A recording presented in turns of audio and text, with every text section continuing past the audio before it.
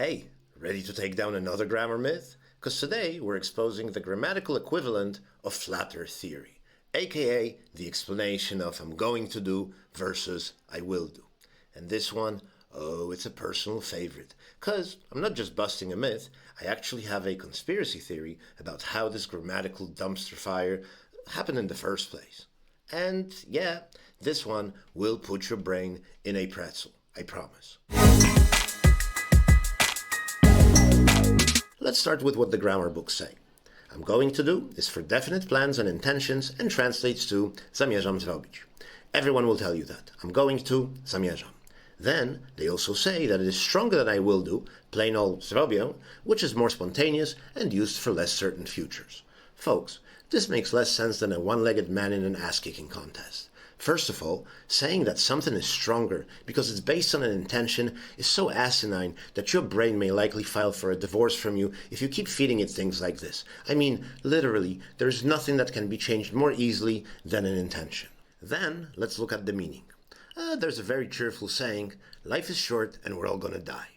But look, is that a plan? An intention? I mean, yeah, it's true that in many contexts, I'm going to do can fit the meaning of zamierzam zrobić, but that is not what it means. Why? Because actually that's what I will do pretty much shows. Look, will is not some future operator, as many books call it.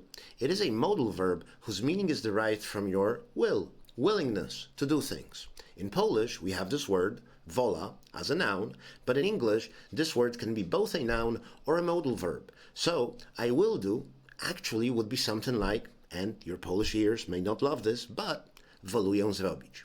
Now, of course, we have to remember that in English we have no future tense constructions, and that's why we use modal constructions to create future meaning. And that's why you should never translate it as woluję zrobić, among other reasons, but simply zrobię.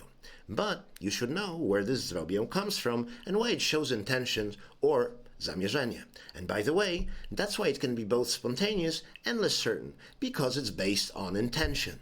So what is I'm going to do?